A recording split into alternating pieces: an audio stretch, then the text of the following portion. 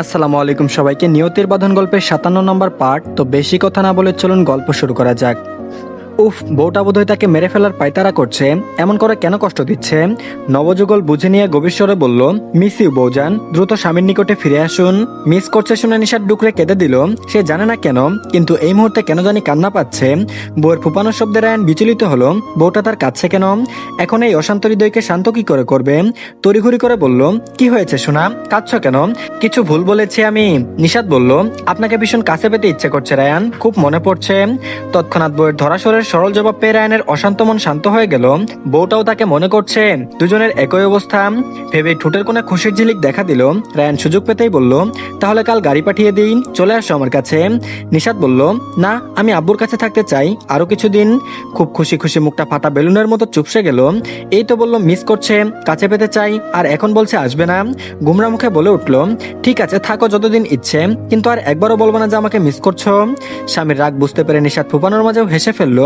সেই হাসি যেন রায়ানের বুকে গিয়ে লাগলো। নিশাত নিজেকে সামলে অনুরোধের স্বরে বলল, মাত্র 2 দিন থাকে, ঠিক আছে? তারপর আবার আপনার কাছে ফিরে যাবনি। ইচ্ছে হলো বলতে এই মুহূর্তে ফিরে আসো, 2 দিন অনেক সময়। কিন্তু বউকে আর কষ্ট দিতে চাইলো না, নিজের মনকে বুঝিয়ে বলে উঠল, ঠিক আছে, কিন্তু আপাতত স্বামীর সাথে কথা বলো, সে যতক্ষণ না ঘুমাবে ততক্ষণ লাইনে থাকবে। নিশাত মেনে নিল। তার কাছে মনে হলো তারা প্রেম করছে। প্রেমিক প্রেমিকার মতো রাত জেগে কথা বলে পার করতে হবে, একে অপরকে মিস করে কষ্ট পেতে হবে। কাছাকাছি আসার পর এই তাদের প্রথম দূরে থাকা। খারাপ লাগার পাশাপাশি বিষয়টি এনজয় করছে খুব। হাসি মুখে কত রাত স্বামীর সাথে গল্প করে কাটালো জানে না। একটা সময় দুজনেই তন্দ্রাদেশে হারিয়ে গেল, কিন্তু ফোনের সংযোগ বিচ্ছিন্ন হলো না। উভয় পাশ থেকে ভেসে এলো শুধু উচ্চ নিঃশ্বাসের শব্দ। আর এদিকে নভমণ্ডল জুড়ে তারকারাজের খেলা চলছে। কে কত উজ্জ্বলতা ছড়াতে পারে তার প্রতিযোগিতায় নেমেছে বোধহয়। আর তাদের মাঝখানে সগৌরবে দাঁড়িয়ে একটা অর্ধবাঁকা চাঁদ, যার উজ্জ্বলতার পাশাপাশি সৌন্দর্যে মুগ্ধ হয় প্রতিটি প্রাণী। রাতের প্রকৃতির সৌন্দর্য বর্ধিত করতে ওই চাঁদের যেন জুড়ি মেলা ভার। ওই চাঁদ মানুষের খারাপ সময়ে মন ভালো করার সঙ্গী, আবার সুখের সময়েরও সঙ্গী। চাঁদের সৌন্দর্য উপভোগ করতে চায় না এমন মানুষ বা সময় বোধহয় খুব কমই আছে। ঠিক ওই চাঁদটার মতো মনে হলো নিশাতকে তার স্বামীজানের কাছে। বউ না থাকায় বন্ধুদের সাথে এসেছে আড্ডা দিতে, অথচ বন্ধুদের পাশে রেখে তাকিয়ে আছে সেই দূরাকাশের চাঁদের পানে। চাঁদের মতো যেন তার বউ সব সময়ের সঙ্গী, আর এখন সে চাঁদ তার আকাশে বিলীন হয়ে আছে। তাই প্রকৃতির আকাশে চাঁদটা তার মন কাটতে ব্যর্থ হচ্ছে। মনটা যেন শুধুই তার একান্ত রমণীর নিকটেই পড়ে আছে। 3 বন্ধু চা খেতে খেতে রায়ানের পানে তাকালো, হয়তো বন্ধুর মনোভাব বোঝার চেষ্টা চালাচ্ছে। আবিদ হঠাৎ ভাবুক হয়ে মজার স্বরে বলে উঠল, এই আকাশ, রিমি ভাবি তোকে ছেড়ে যখন বাপের বাড়ি যাই তখন তুই কি এমন ভেটকি ধরে থাকিস? তখন কি মনটা তোর ভাবির জন্য ছটফট ছটফট করে? মনে হয় বউরে এনে নিজের পকেটে ভরে রাখি? আবিদের প্রশ্ন শুনে আকাশ আর প্রান্ত হেসে ফেললো। রায়ান দূরদেশ থেকে চোখ হাঁটিয়ে আবিদের পানে তাক করলো। নিয়ন বাতির আলোতে রায়ানের তীক্ষ্ণ দৃষ্টি ঠিকই উপলব্ধি করলো, কিন্তু তাতে আবিদের কিছু এলো গেল না। আকাশ হেসেই প্রত্যুত্তরে জানালো, তুই ভাই বিয়ে করে নে তাড়াতাড়ি, তাহলে বুঝতে পারবি বউকে ছেড়ে থাকতে ঠিক কেমন লাগে। আবিদ বলল, শুন ভাই, আর যাই হোক রায়ানের মতো দেবদাস আমি হব না রে। এই বালটা নাকি বই মানতো না, এখন এরে দেখলে কেউ বিশ্বাস করবো? আজাইরা ভাব যত সব। আবিদের কথায় বাকি দুজন পুনরায় না চাইতেও জোর করে হেসে ফেললো। আর রায়ান কটমট দৃষ্টি নিক্ষেপ করলো। তা দেখে আবিদ রাগত স্বরে বলল, তার মানে তাকাবি না আমার দিকে? ভুল কি বলেছি? হ্যাঁ, ভাবি গেছে কাল একটু বাপের বাড়ি, আর তোর ভাব দেখ, তোরে ডিভোর্স দিয়া যেন চলে গেছে। তখন থেকে দেখ ভেটকাইয়া আছস। আজব। বারবার বইয়ের কথা বলায় যেন রায়ানের বইয়ের জন্য মনটা আরো ছটফট করে উঠলো। বন্ধুদের পাশ কাটিয়ে চলে যেতে যেতে দুজনের উদ্দেশ্যে বলল, তোদের ওর বকবকানি শোনার ইচ্ছা থাকলে শুন, আমি যাচ্ছি। আর ওরে বলে দে আমাকে নিয়ে না ভাবতে, এখন আমার বউ আছে আমাকে নিয়ে ভাবার জন্য। বলে পিছু দাঁড়িয়ে আর কারো কথা শোনার প্রয়োজন মনে করলো না। গাড়িতে চড়ে সাই সাই বেগে চলে গেল। তার যাওয়ার পানে তাকিয়ে 3 বন্ধুই উচ্চস্বরে হেসে উঠল। তার বউ না মানা বন্ধুটা আজ বউয়ের শূন্যতায় দেবদাস হতে বসেছে। কত উন্নতি হয়েছে তার বন্ধুটার। আর এদিকে গাড়ি এসে গেট পেরিয়ে সোজা পার্কিং এর সম্মুখে থামালো। গাড়ি থেকে নেমে ধীর পায়ে এগুলো বাড়ির ভেতরের দিকে। পায়ের চলন এমন যেন বাড়িতে যেতে ইচ্ছে করছে না। কাল রাতে বউয়ের সাথে কথা বলতে বলতে অনেক রাতে একটু ঘুমিয়েছিল, ফলস্বরূপ ঘুমটাও ঠিক মতো হয়নি। আর সারাদিনের ব্যস্ততায় এখন যেন মাথা ব্যথা শুরু হয়ে গেছে। রুমে গিয়ে তো বউটার মুখও দেখতে পাবে না, তাহলে শরীরে ক্লান্তি আর মাথা ব্যথা কমবে কিভাবে? ভাবনায় যেন নিজেই বিরক্ত হলো। আবির ঠিকই বলেছে, বউ 2 দিনের জন্য গেছে, তার জন্য এত খারাপ লাগতে হবে কেন? আগেও তো একা থাকতো, তাহলে এখনো পারবে। আর বউয়ের সাথে ফোনে একটু কথা বলে নিলেই হবে, ব্যাস। নিজের মতো নিজেকে বুঝ দিয়ে সদর দরজা পেরিয়ে সিঁড়ি বেয়ে উপরে উঠে নিজের রুমের দিকে অগ্রসর হলো। রুমের দরজা ঠেলে যেই ভেতরে প্রবেশ করবে তখনই তাকে থমকে দিয়ে এক অদ্ভুত কাণ্ড ঘটলো। কেউ আকস্মাৎ তার গলা এক হাতে পেঁচিয়ে নিয়ে তার ঠোঁট দুটো আঁকড়ে ধরলো। হঠাৎ আক্রমণের কারণে রায়ানের হৃদয় ছলকে উঠল। পরক্ষণে পরিচিত গায়ের সুবাস পেয়ে চুম্বনরত মেয়েটিকে চিনতেও একটু সমস্যা হলো না। চিনতে পেরেই যেন হৃদয়ে খুশির জোয়ার বইতে লাগলো। নিজেও মেয়েটিকে 2 হাতে জড়িয়ে নিয়ে গভীর আবলেশে ডুব দিল মেয়েটার অধরে। যেন দুজন কতদিনের তৃষ্ণা নিবারণ করতে ব্যস্ত হলো। হাতের এলোমেলো বিচরণে বুঝলো মেয়েটা আজও শাড়ি পরেছে। অনেকটা সময় পর মেয়েটার কষ্ট হচ্ছে বিদায় ছেড়ে দিল রায়ান। মেয়েটার দুগালে দুহাত রেখে কপালে কপাল ঠেকিয়ে জোরে জোরে নিঃশ্বাস ছাড়লো দুজন। রায়ান চোখ বুজে থেকে এক টুকরো হেসে গভীর কণ্ঠে বলল, একটা রাত স্বামীর থেকে দূরে থেকে বুঝি উন্মাদ হয়ে গেছ? স্বামীকে ছাড়া চলছিল না বুঝি? স্বামীর কথায় বুঝি কপাল দুখানা লালিত হলো? তবে তা আলো আধারিয়া রুমে বোঝা গেল না। নিশাত আকস্মাৎ স্বামীকে জড়িয়ে ধরে বলল, আপনাকে কিছু দেখানোর আছে স্বামী যান। রায়ান বলল, কি দেখাবা? আমি নিজেই খুলে দেখি সব, তোমাকে আর কষ্ট করে দেখাতে হবে না। স্বামীর গলার স্বরে মজা বুঝতে পেরে লাজুক হেসে বলল, মজা বন্ধ করুন, আপনাকে উপহার দেওয়ার আছে। উপহারের কথা শুনে রায়ানের ভ্রু কুচকে এলো। হঠাৎ চোখ মেলে রুমের দিকে তাকাতেই দেখলো রুমের লাইট অফ। তবে রুম জুড়ে এখানে যে অগণিত মোমবাতির আলোয় আলোকিত হয়ে আছে।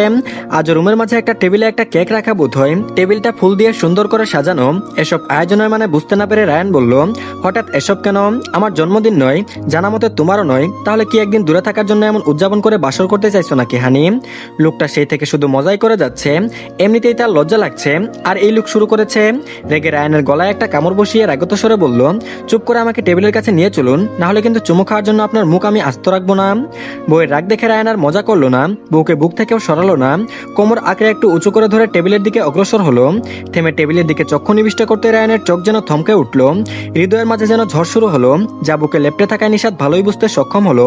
তাই তো স্বামীকে আরো একটু চেপে ধরলো। রায়ান শুকনো রূপ গিলে বুকে লেপটে থাকা বউয়ের পানে একবার তাকিয়ে পুনরায় টেবিলে রাখা কেকটার উপরে তাকালো। কেকের উপর ছোট ছোট অক্ষরে লেখা, papa we are coming soon, wait a bit for us. যা মোমবাতির অল্প আলোতেও স্পষ্ট বোঝা গেল। কেকের পাশে নিচে একটা প্রেগন্যান্সি কিট রাখা, যাতে স্পষ্ট দুটো লাল দাগ। রায়ান যেন সব বুঝো অবুঝ হয়ে গেল। কাপা কাপা কণ্ঠে বলে উঠল, নিশাত এসব কি? নিশাত বলল, এসব সব সত্যি। We are going to be parents. আপনি বাবা হতে চলেছেন রায়ান। বউয়ের মুখে বাক্য শ্রবণ হতে রায়ান শক্ত করে চেপে ধরলো বউকে, যেন ওই ছোট শরীরটা নিজের ভেতর ভরে রাখার প্রয়াস করে যাচ্ছে। স্বামীর খুশি বুঝতে পেরে নিশাত আলতো হেসে বলল, বাচ্চাদের আব্বা খুশি তো? জবাবে আবেগ মাখা স্বর ভেসে এলো। তারপর বলল, কিভাবে প্রকাশ করলে আপনি আমার খুশি অনুধাবন করতে পারবেন বাচ্চাদের আম্মু? ইস, এই লোকটা তাকে সুন্দর নামে ডাকতে ডাকতেই বোধহয় একদিন মেরে ফেলবে। খুশির চোটে নিশাতের চোখের পানি দেখা দিল। স্বামীর বুক থেকে মুখ তুলে হাস্যবোধনে বলল, কেক কাটবেন না? সেলিব্রেশন করবেন না? রায়ান বাক্য ওড়ালো না। বউকে ঘুরিয়ে তার বুকের সাথে বউয়ের পিঠ ঠেকিয়ে দাঁড় করালো। এক হাতে নিজের সাথে জড়িয়ে রাখলো মেয়েটাকে। দুজনে একসাথে কেক কেটে রায়ান আগেই নিশাতকে হালকা খাইয়ে দিল। নিশাত এক টুকরো বাড়িয়ে ধরতে রায়ান তা বিনা বাক্য বেয়ে খেয়ে নিল। আকস্মাৎ নিশাতকে অবাক করে দিতে রায়ান নিচে হাঁটু গেড়ে বসে পড়ল। দ্বিধাহীন পেটের কাছে শাড়ির অংশটুকু সরিয়ে সেখানে মুখ গুজে দিল। নিশাত স্বামীর স্পর্শ পেয়ে কিঞ্চিত নড়ে উঠে পুনরায় শক্ত হয়ে দাঁড়ালো। দুজনের কেউ কোনো বাক্য বলল না। কিছু মুহূর্ত যেতে নিশাত যেন নিজের পেটের উপর ভেজা অনুভব করলো। বুকটা ধক করে উঠলো তার। লোকটা কি কাঁদছে? না হলে এমন ভেজা অনুভব হচ্ছে কেন? এমন কঠোর গম্ভীর মানুষটা বাবা হওয়ার খুশিতে কাঁদতে পারে বুঝি? অস্থির হয়ে কিছু শুধাতে যাবে তার পূর্বে ভেসে এলো রায়ানের ভাঙ্গা কণ্ঠস্বর, আমাকে এমন এক খুশির সম্মুখীন করার জন্য আপনাকে ধন্যবাদ বউ পাখি। এর উপহার স্বরূপ এই বান্দা আজীবন আপনার দাস হয়ে থাকবে। নিশাতের চোখও পুনরায় ভরে উঠল। স্বামীর মাথায় হাত বুলিয়ে দিয়ে বলল, দাস নয়, শুধু আমার একান্ত হয়ে থেকে যেও প্রিয়, শুধুই আমার হয়ে। রায়ান দুহাতে বউয়ের কোমরে শক্ত করে জড়িয়ে ধরে আকস্মাৎ উচ্চারণ করলো, এই বান্দা তার বাচ্চাদের মাকে অনেক ভালোবাসে। আজ বলতে কোনো দ্বিধা নেই, আমি আপনাকে কল্পনার চেয়েও বেশি ভালোবাসি বউজান। নিশাত যেন নিজের ভারসাম্য হারাতে বসলো। নিজের কানকে যেন অবিশ্বাস্য মনে হলো। লোকটা তার অপেক্ষার অবসান ঘটালো বুঝি। ডুকরে কেঁদে উঠলো মেয়েটা। বউকে কাঁদতে দেখে রায়ান নিচ থেকে উঠে পড়লো। বউকে পুনরায় বুকে শক্ত করে জড়িয়ে নিয়ে ব্যতিগ্রস্ত স্বরে বলল, আমি এসব এই জন্য বলিনি যে আপনি কান্না করেন। চুপ করুন বউ পাখি, আপনার স্বামীকে আর অশান্ত করে তুলবেন না প্লিজ। নিশাত কান্নার শব্দ থামালো। চোখ তুলে স্বামীর পানে তাকালো। লোকটার চক্ষু মাজারে যেন অবাধ খুশির জোয়ার দেখতে পেল। নিজের শখের পুরুষের সেই খুশির মাত্রা আরো প্রসারিত করে তুলতে আবেশিত কণ্ঠে উচ্চারণ করে উঠল, আমিও তোমাকে ভীষণ ভালোবাসি রায়ান নেওয়াজ। আর এদিকে কাল আসার পর ভালো লাগছিল না বিধায় তেমন কিছুই খেতে পারেনি। আজকাল সবকিছুই কেমন একটু অনীহা কাজ করে, তবে তাতে বিশেষ পাত্তা দেওয়া হয়নি। আজও খেতে বসে হঠাৎ কেমন গা গুলিয়ে উঠল। কাল তো ভেবেছিল জার্নি করার জন্য খারাপ লেগেছে, তাহলে আজ কেন? পরক্ষণেই বমি হলো। বমি করার পর নিশাতের মনে পড়লো সেই যে তার পিরিয়ড হয়েছিল, তারপর এই 2 মাসে আর একবারও হয়নি। পরীক্ষার ঝামেলায় বোধহয় ধ্যানই দেওয়া হয়নি। সে নাকি ডাক্তার হবে। এতটা বুদ্ধু সে কি করে হলো? সে যা ভাবছে এসব কি সেই কারণেই হচ্ছে? নিজেকে একটু ততস্থ করে দৌড়ে গেল রান্নাঘরে। তাকে একা পেয়ে লজ্জা ফেলে বলে ফেললো ফার্মেসি থেকে একটা প্রেগন্যান্সি কিট এনে দিতে। মেয়ের অবস্থায় পূর্ণা বেগমও চিন্তিত ছিলেন। মেয়ের মুখে কিট আনার কথা শুনে যেন সব পরিষ্কার বুঝে গেলেন। মেয়েকে প্রশ্নবিদ্ধ না করে দ্রুত ছুটে গেলেন গ্রামের এক ফার্মেসিতে। একটা কিট এনে মেয়েকে ধরিয়ে দিলেন। নিশাত দ্রুত তা নিয়ে ওয়াশরুমে চলে গেল। কিছুক্ষণ পর বেরিয়ে মায়ের সাথে অপেক্ষা করলো। ধীরে ধীরে যখন কিটে স্পষ্ট দুটো দাগ দেখা গেল, তখন ওই নিশাতের সব সন্দেহ দূর হয়ে গেল। তবে পূর্ণা বেগমকে আরো চিন্তিত দেখালেন। মেয়ের মুখে হাত দিয়ে বললেন, এই নিশাত, এসব কি অসাবধানতাই হয়ে গেছে আম্মু? জামাইয়ের মত আছে তো, আর তোমার বয়স কত কম, তাছাড়া পড়াশোনা শেষ হতে কত দেরি, কিভাবে কি করবে? মায়ের চিন্তা বোধহয় বুঝলো। মাকে আশ্বাস দিয়ে হাসি মুখে বলল, তোমার জামাই চেয়েছে তাই এসব হয়েছে আম্মু, চিন্তা করো না, এর জন্য পড়াশোনার কোনো ব্যাঘাত ঘটবে না, ম্যানেজ করে নিব। কিন্তু তুমি কি নানি হতে পেরে খুশি নও? পূর্ণা বেগম আলতো হেসে এবার মেয়েকে বুকে আগলে নিলেন, পিঠে হাত বুলিয়ে বললেন, খুশি কেন হব না, আমি ভীষণ খুশি, আমার ছোট মেয়েটা মা হচ্ছে। কিন্তু তোমার বয়সের কথা ভেবে ভয় হচ্ছে। নিষাদ বলল, এত ভয় পেও না তো আম্মু, দেখবে তোমার জামাই একাই সব সামলে নিবে। তাছাড়া তুমি দেখো গ্রামের সবাই কত অল্প বয়সেই মা হয়ে যায়, আমিও পারবো, দেখো, চিন্তা করো না। তো ধন্যবাদ সবাইকে, এই পার্টটি এই পর্যন্তই। পরবর্তী পার্টও দিয়ে দেওয়া হয়েছে, সবাই দেখে নেবেন। আর সবাই অবশ্যই চ্যানেলটিকে সাবস্ক্রাইব করে দিন, আর ভিডিওতে অবশ্যই লাইক দিন। তো ভালো থাকবেন সবাই, আল্লাহ হাফেজ।